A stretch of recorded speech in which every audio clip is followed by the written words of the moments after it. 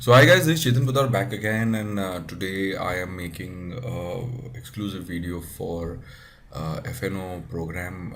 This is a program. This is a video which is basically going to give you an answer to a couple of questions which have been asked me. And the idea is to make sure that you guys clear off your doubts and have a better clarity about trading futures. So this is a question which is addressing this is a video which is addressing two questions. One was asked by Sarish Joshi and second was Yamini. Both of them are interrelated, so I thought I will take both these questions together in this video.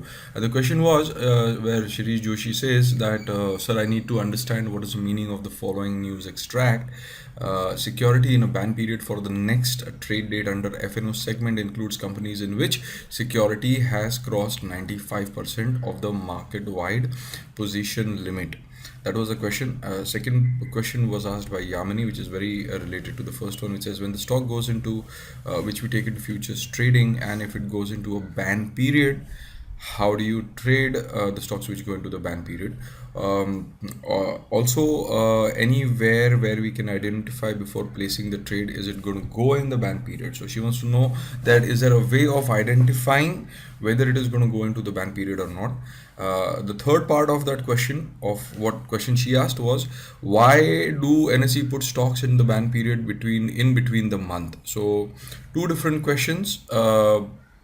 First question was straight blanket question. Second question had three parts to it. So I'm going to address both these questions one by one and give you an answer to it. Again, very quickly, this is an exclusive video for IMS FNO. Please do not share it outside the group, even in the main groups. Yeah, so just keep this to the FNO group. Yeah. For me to answer this question, so this question is pertaining to certain futures and options of certain stocks which get banned by NSE for trading.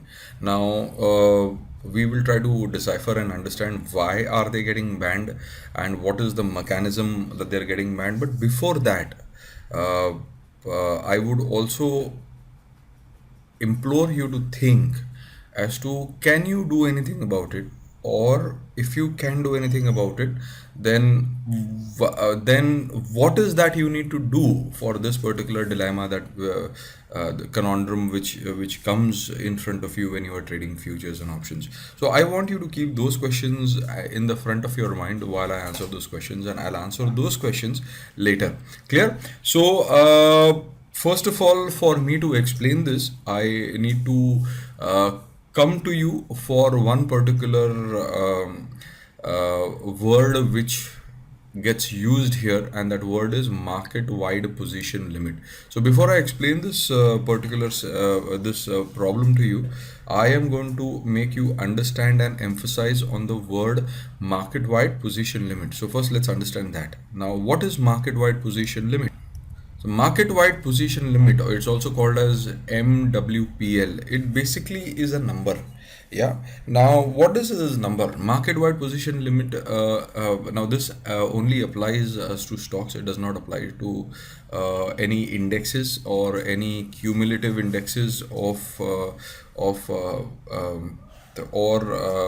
currencies which is traded into the market. It only applies to stocks and the futures and options of those traded stocks.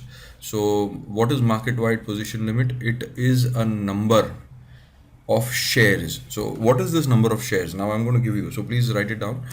Market wide position limit is a specific number of shares, and what does that number of shares depend on? It depends on 30 times the average number of shares traded daily for the previous month. So, for example, if the stock has been the shares of that particular future, let's say, let me give you an example. Let's say Apollo Tires. Now, Apollo Tires, we are trying to find out what is the market-wide position limit of Apollo Tires. Yeah. So let's say that Apollo Tires were traded of 20 lakh shares every day. Yeah, for the last month, right? 20 lakh shares every day for the last month, or yeah, and if it was 20 lakh shares traded every day for the last month, then the market wide position limit for Apollo Tires today is going to be 20 lakh shares multiplied by 30 times. Yeah, so that's what market wide position limit for this month is going to be, and it depends on how much shares were traded last month. So it's a dynamic figure. It is something which keeps on changing every month. It is not that it is going to remain static. This month's market wide position limit depends on last month. Next month's market wide position limit depends on this month. This is one part of it. Second, it is also 20% of the number of shares held by non-promoters of a free float. Yeah. Now what happens is, whenever you have a shares of a company, yeah, I'll explain this to you. When you have a shares of a company, let's say the shares of Reliance Industries are 100%, are 100%. Now there are always two different major set of investors or traders or market participants for a stock like Reliance. So what happens is, a certain amount is held by what is called as promoters. So Mukesh Ambani would be a promoter. Mukesh Ambani and his friends would be a promoter. Mukesh Ambani and his family would be a promoter. LIC would be a promoter. Maybe a couple of very large and very stable mutual funds. UTI would be a promoter of Reliance Industries. Now, those are the stocks held by promoters, and those do not get traded. Those are the stocks which basically go behind lock and key and are never traded. Yeah, and the exchange knows about those stocks. So those never get traded. What gets traded are free float stocks. Now, what does free float stock mean? The stocks which are not held by the promoters, where people are ready to buy and sell on a daily basis. So it's like, to give you an example, it is like we all having wealth, right? And we all having, let's say if I have my net worth is 1 crore, out of which 60 lakh rupees is locked up inside my real estate of the house where I'm staying. 40 lakh rupees is the liquid amount of money which I have. So if I had to give you the same example, 60 lakh rupees is what would be called as what would be called as held by the promoter, because I am not going to sell my house. Obviously, if I sell my house, then I come on the street. 40 is what I could buy stuff. I could use it for medical expenses. I could use it for traveling around. I could use it to invest it. I could use it for. So I'm just kind of making you understand the difference between a promoter held stock and a non-promoter held stock. A promoter held stock usually does not get offloaded into the market. In fact, almost always never gets offloaded into the market. It is held by the promoter, and because he has such a larger chunk of the stocks, that is the reason why he remains a promoter.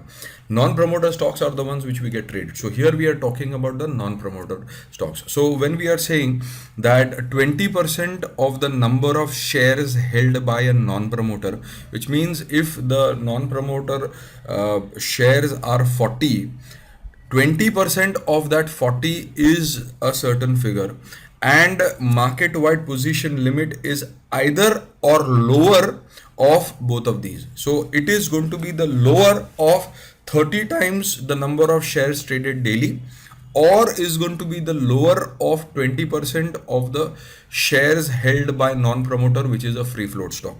So I hope by now you are clear what is market wide position limit. Now once we have established what is a market wide, and now obviously this is going to keep on changing every month. So last month was different, this month was different, next month is going to be different. Now once we have understood and have arrived at a figure of what is market wide position limit, next question comes is, how do you determine where does the ban come in? So I'm going to explain that now.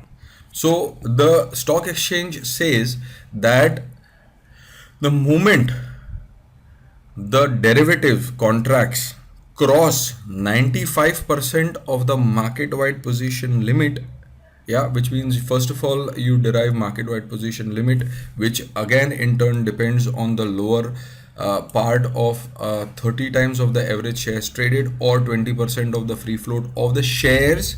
And once it crosses that 95% of that particular figure is when the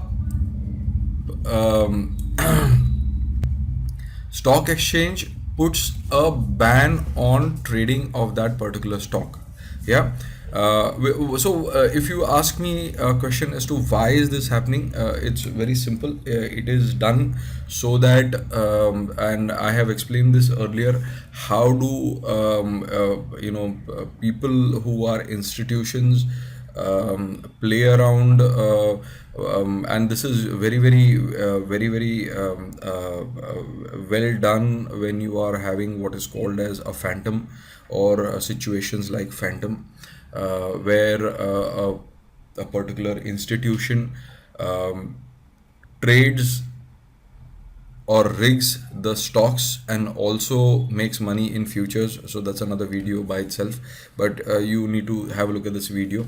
So basically, all in all, and to explain it in the shortest manner, the moment the stocks which are traded into the market have a unusual spike of volume, or when the stocks which are traded in the stock market have a unusual size of activity, where there is a, and why would that activity happen? Because somebody is trying to take advantage of, institution is trying to take advantage by trading cash in order to make money in futures and options, which means there is a rigging happening. So, in order to curb that rigging, the stock exchange immediately puts a ban.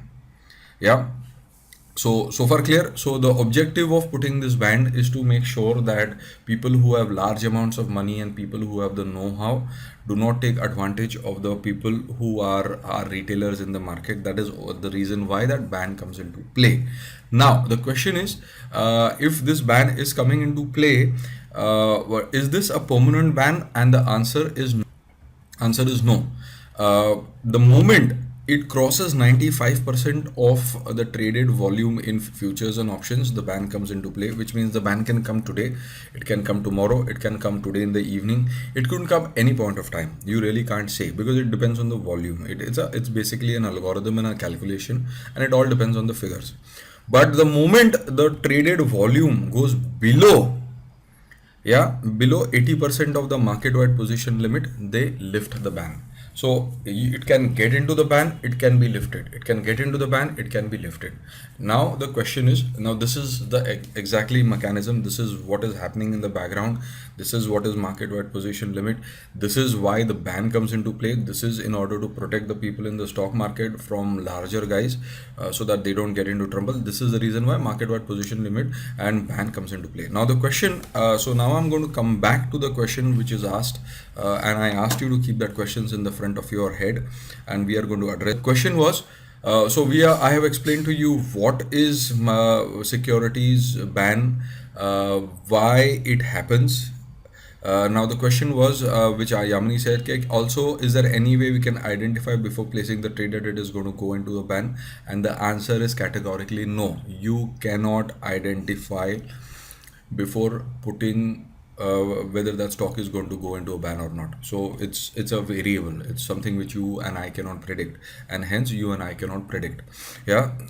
Why do NSE puts stock into a ban period in between months? For the reason which I have explained to you. So I hope this has been able to make it very clear as to what is happening, why is happening, how is it happening.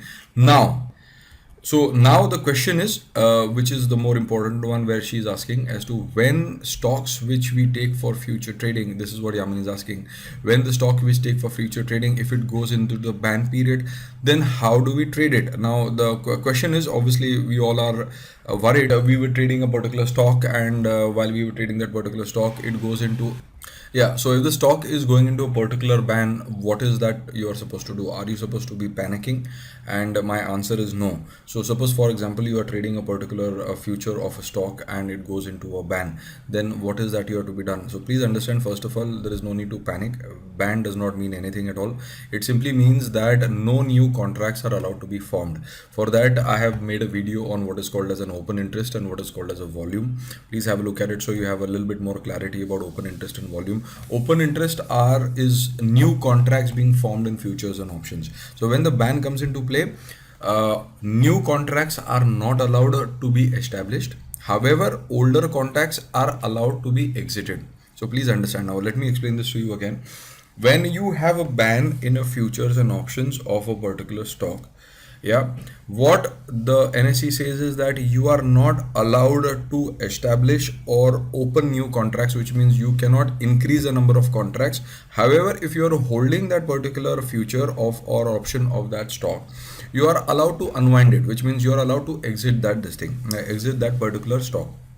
Okay, which means even if you would be having that particular future or option, you don't have to panic about it, you can exit out it. Also, the second part of it is that intraday trades for that particular futures or options is allowed, which means if the stock goes into a particular ban, and the reason why it would go into a particular ban, because there is a massive amount of volume which has been created into the stock, yeah, then at that point of time you are allowed to trade intraday, yeah. However, why? Because intraday trading does not increase or alter open interest, which basically means, to give you a nutshell, let me check, kind of recapitulate it for you. Ban is put in order to protect people, into the especially the retail people. It depends on the volume of the traded futures and options today. It is based on last month's volume traded or free float of that particular stock. Can you do something about it? No. Can you predict it? No. Do you need to panic about it? No. Yeah, if you have that stock, ban does not mean that you cannot trade. Ban simply means that new open interest or new contracts of futures and options are not allowed to be opened. You can exit the existing this thing. There is no need for you to panic. You can still figure out what is a demand and supply, work on it. If you feel very panicky about it, simply exit that trade thinking that this is one of the wrong trades. But for most reasons, it is not going to affect you. And intraday trading is allowed. So for all practical purposes, things are still going according to where they are. So I hope I have been able to give a detailed explanation as to what, why, how, what should be done, what should not be done. This is slightly a complicated or a complex video for a beginner, so I would recommend that you watch this video 3 or 4 or 5 times for you to understand in entirety what I'm trying to say. If you still haven't understood, you can always put questions and I can give you a video response to the questions that you ask me. Again, very categorically, let me tell you, this is an exclusive video for IMS FNO. Please do not share it outside the group. Thanks and bye.